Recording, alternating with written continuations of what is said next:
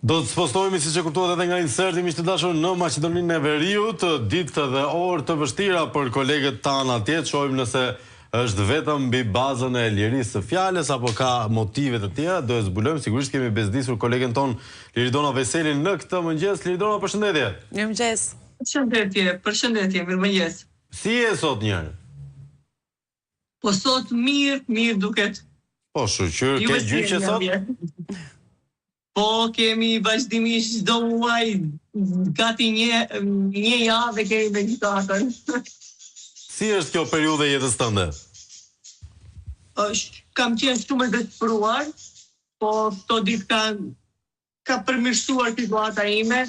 Atë ditë që kam marrë gjykimin, domethënë që kam pas vendimin për 700 euro gjop, kam menduar se jeta në Maqedoni për ne shqiptarët është jashtëzakonisht shumë e vështirë. Drejtësia këtu sigurisht që ka edhe ndasitë e saj, por fatkeqësisht sistemi gjyqësor është shumë i kapur, që kam vlerësuar nga populata me 2% besueshmëri, por kur një gazetare e cila është ndër të paktat në Maqedoni, e cila po lufton për drejtësi, asaj bëhet kjo pa drejtësi e madhe, kam qenë shumë e shqetësuar, madje edhe duke raportuar vazhdimisht për padrejtësi që u bëhen të gjithë njerëzve. Atë ditë kam qenë shumë e dëshpëruar dhe kam menduar vetëm të marr valizhen dhe të ikin nga ky shtet. Por rezistove? Jo, nuk do t'i lë të qetë, nuk do ta kenë as luks, po mendimi patjetër që vjen dhe sigurisht e largoj tutje, sepse këto gjyqtar, ky shtet, ky popull meriton më të mirën, edhe ne bashkë gazetarët do të luftojmë që të përmirësojmë të paktën diçka.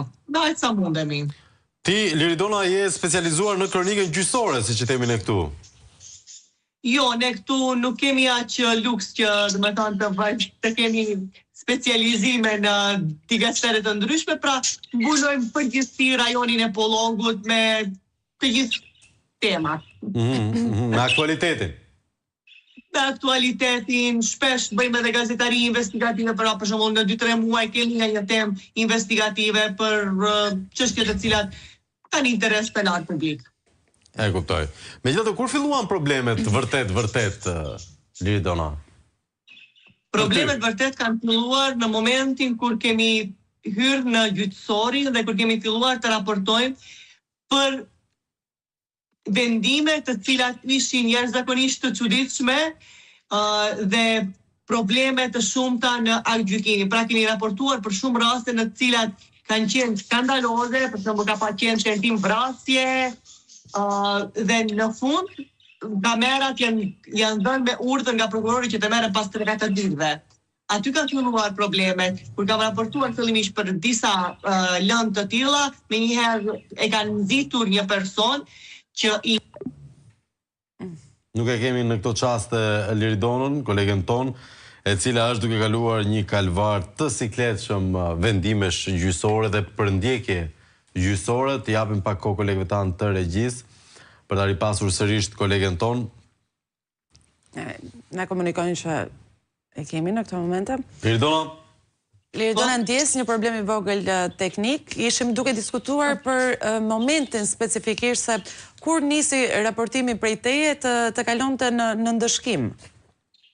Kur filloi në momentin që ne kemi filluar të tregojmë se për disa raste të cilat i kishin marrë ne ti trajtojmë nga gjykata e Tetovës, dhe se si prokurori në fjalë në prokurorinë e themelore të Tetovës kishte për marrjen e kamerave për dy raste të cilat ishin me vërtet tentim për vrasje dhe të vendimi ishte dhënë vetëm 3 ditë pasi kanë ndodhur vrasje. Sigurisht në kamera nuk ishte pasur materiale.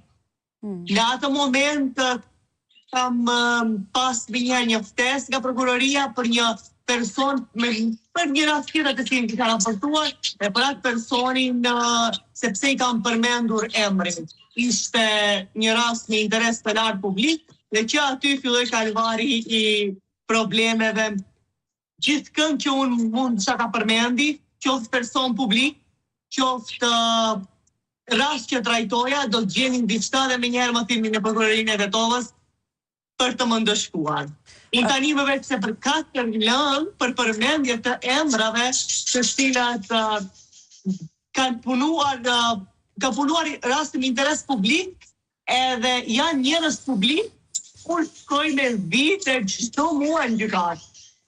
Nuk e di nëse keni fjalën për të njëjtin rast që ishte goxha shokues, ku viktima ishte një emitur, ndërkohë që në bankën e të akuzuarve jeni ju.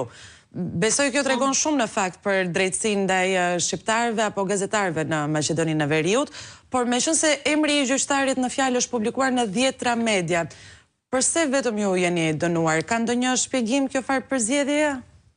Jo, temën e kam filluar unë e kam trajtuar. Pra, do të thënë, viktima ka ardhur fillimisht e ka raportuar rastin tek unë bashkë me policinë e Tetovës e kemi vazhduar, pra deri në momentin që është arrestuar personi, prokurori i ka dhënë vendimin për paraburgim, e në moment që është raportuar se do të merret vendimi, ne dëgjuam që në fillim se do të merret një vendim shumë i ulët, ishte e pabesueshme se bëhet fjalë për 3 vepra të rënda penale ndaj një të miture, edhe kur e kemi raportuar, ndoshta për shkak të shqiptarishmërisë, dhe nuk ka rëndësi se sa media e kanë publikuar, por ka rëndësi se me legjislacionin e Maqedonisë nuk është e ndaluar përmendja e emrave të cilët kanë funksion publik. Kjo është me rëndësi. Pra, kush e ka publikuar tjetër, ose pse jam dënuar vetëm unë, nuk ka asnjë lloj rëndësie. Qëndron. Nuk ka asnjë lloj rëndësie. Mund për shembull se këtu në Maqedoni nuk ka shumë media shqiptare. Nuk do të thotë që ne këtu jemi shumë dhe si ju atje e bëj unë një lajm dhe merr dhënë po s'ton të gjithë. E kam shikojshmërinë time, e punoj unë rastin dhe media të tjera nuk është sa shumë merren. Pra, sipas gjykatës, përmendja e emrit të gjyqtarit në fjalë dëmton nderin dhe reputacionin e tij. Por reputacioni i drejtësisë në këtë rast për dikë që ka me 3 vepra penale 3 muaj burg dënim?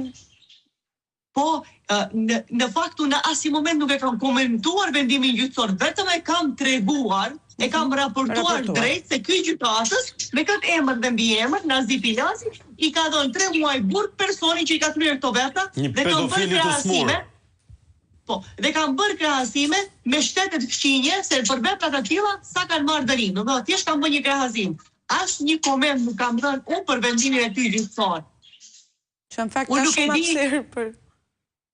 Dhe nuk ka asnjë lloj problemi aty që ti përmendi emrin një personi publik.